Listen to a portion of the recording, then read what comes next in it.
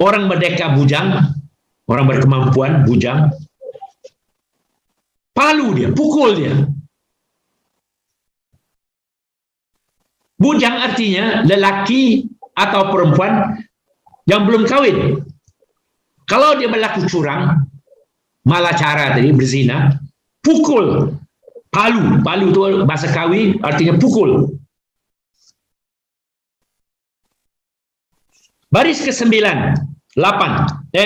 Baris ke-9, B9. Pukul berapa? 100 rautan.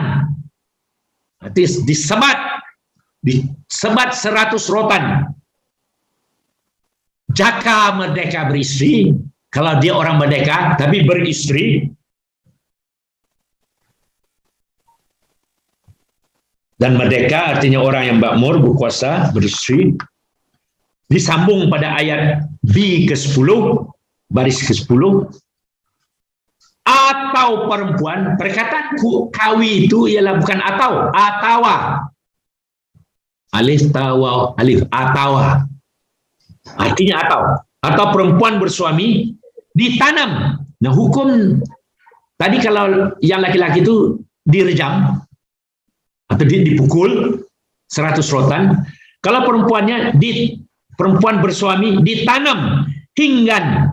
Ditanam hingga. Hinggan itu kawi untuk hingga.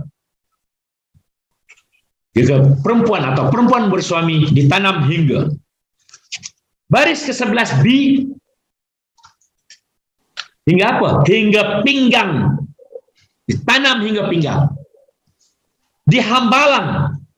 Istilah kawi. Hambalang artinya dibaling, dilontar dengan batu. Matikan. Artinya dilontar dengan batu sampai dia matilah. Itu baris ke-11. Dihambalang dengan batu. Mula ditanam hingga pinggang, dihambalang dengan batu, matikan. Nah, baris ke-12, baris terakhir B. Jaka, jika, ingger. Ingger artinya gerak atau bergerak atau membuat atau melakukan. Jika ingger malacara, jika berbuat malacara, hambalang, dilontar, dibaling. Jika anak mandalika, jika anak pembesar, anak mandalika, atau anak pemerintah wilayah, ini sambungannya itu tidak ada, kosong. So, tergantung, ayat itu tergantung. Hukumannya apa? Tergantung. Kemudian kita lihat C, bahagian C, muka batu surat C. Perkataan yang ada di sini bujang, yaitu bujang tadi. Dandanya 10 tengah 3. Danda ini perkataan kawi yang berarti hukumnya dan 10 tengah 3. Artinya 10 tengah 3 itu ialah 2,5. Tengah 3. Ini kalau orang Melayu masih digunakan nih. Tengah 3, tengah 2. Tidak penuh lah. Jadi di sini tengah 3 itu arti 2,5. So kalau 10 tengah 3 artinya 12,5. So ayat itu bujang dandanya 10 tengah 3. Jaka, jika, yang kosong, kita tahu apa hurufnya.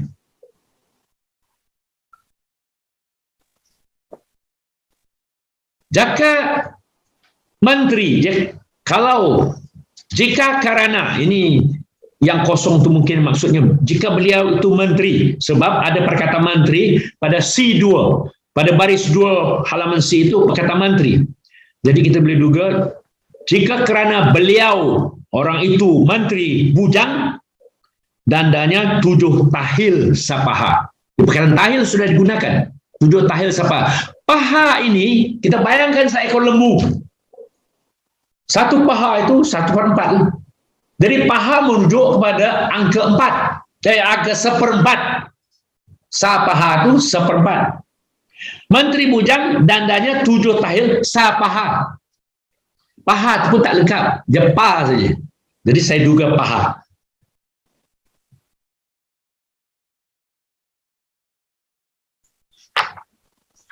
Baris ketiga C.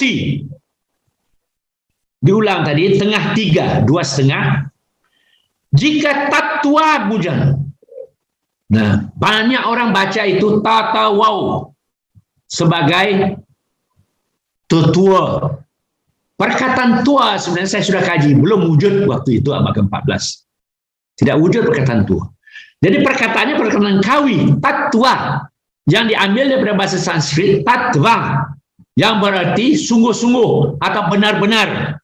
Jika tatua bujang, kalau sungguh-sungguh dia bujang, dandanya 5 tahil. Meskipun tahil pun jawinya tidak lengkap, itu ta saja.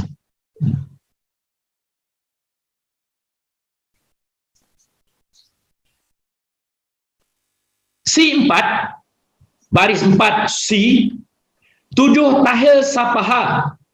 Ini danda ya.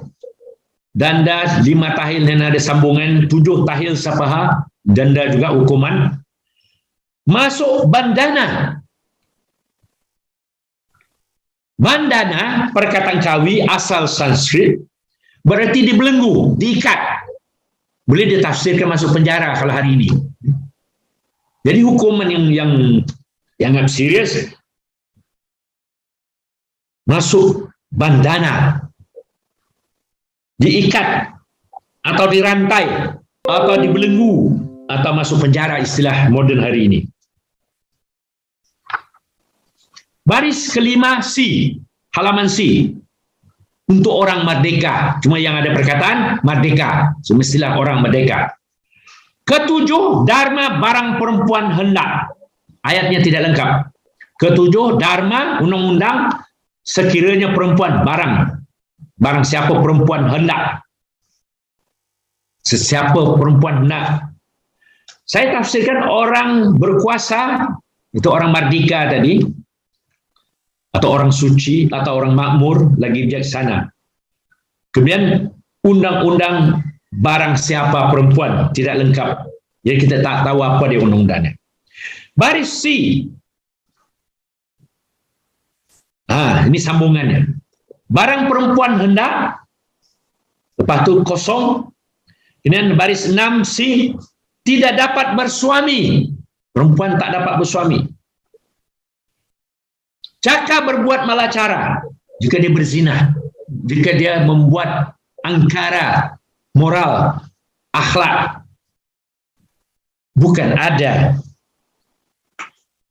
Artinya tidak dapat perempuan yang tidak dapat bersuami, jika ia berbuat perangai noda atau cabul, bukan ada ini, istilah kawi, yang asalnya bukan, kawi bukan, ada, maksudnya busuknya ada. Kalau perempuan tidak dapat bersuami, jika berbuat malacara, busuknya ada. Busuk ini seperti busuk telur temelang, ya, busuk. Tidak wangi. Yang kita lihat di yang terakhir, halaman D. Tidak benar dandanya satahil sapaha. Ini kita tak tahu apa dia, cuma ayatnya itulah yang ada. Lepas itu ke-9 dharma, ke-9 hukum tentang atau undang-undang tentang pun kita tidak tahu apa dia. Selepas itu baris 2 D, halaman D. Sri Paduka Tuhan, Sri Paduka Tuhan, siapa tidak terpranaya. Ini perkataan kawi, terpranaya, artinya pranaya, daripada perkataan pranaya itu artinya siapa yang tidak menyembah raja, siapa yang tidak menyembah, siapa yang tidak cinta, tak sayang, tak memberi penghormatan, tak menunjukkan taat setia, tidak menjunjung semah, itu arti pranaya. Terpranaya artinya tidak menyembah, tidak menunjukkan taat, tidak terpranaya, tidak menyembah. Jadi undang-undang Sri Paduka Tuhan siapa tidak menjunjung sembah, dandanya tertinggal di situ, tidak diungkapkan. Kemudian baris ketiga di perkataan ata, alif ta. Ini pertama kali digunakan perkataan Arab. Hatta, hari ini kita gunakan hatta. Tapi dalam batu surat sudah digunakan atta. Jaka iko. Eko ni macam orang Minang kata ekau lah. Jika ikau, ini pun kawi juga. Jika iko, jika engkau, jika ikau. Atawa, kamanakan kau. Kamanakan ini saudara kau. Ataupun adik laki-laki, ayah atau ibu pun kemanakan juga, atau anak buah. Tapi saudara kerabat pun kemanakan juga. Atau cucu kau, ko itu kau, atau cucu kau. Atau keluarga kau, atau anak kau. Jadi jelas sini semua orang selama ini baca ku, kap waw, bukan ku, ko, kau, bahasa kawi, kau. Hatta jika kamu atau saudara kamu atau cucu kamu atau keluarga kamu atau anak kamu atau anak kau. Kemudian di 4 baris 4 di tamra ini ayatnya tergantung juga. Segala isi tamra ini barang siapa tidak menurut tamra ini, segala maksud isi undang-undang yang dah disebutkan tadi dalam tamra ini, jika tidak menurut tamra ini, tak ikut perintah ini, laknat Dewata Mulia Raya, Tuhan akan sumpah, Allah akan sumpah, Allah akan kutuk atau murka. Saya tafsirkan yang tak ikut piagam ini, segala isi piagam ini barang siapa tidak patuh terhadap piagam ini disumpah laknat oleh Dewata Mulia Raya. Dan yang terakhir di 5 ayatnya tergantung, dijadikan Dewata Mulia Raya bagi yang langgar acara tamra ini. Saya tafsirkan laknat itu, ini sumpah itu, dijadikan Dewata Mulia Raya bagi yang langgar aturan yang telah mantap pada tamra ini. So itu bacaannya sampai ke di tapi kita sudah 1 jam suku ya, saudara moderator. Ya. Saya ingat Profesor Mat sudah sampai ke peringkat di mana beliau telah mencukil isi sampai ke akhirnya. Ya, berhenti situ dulu, Manggali.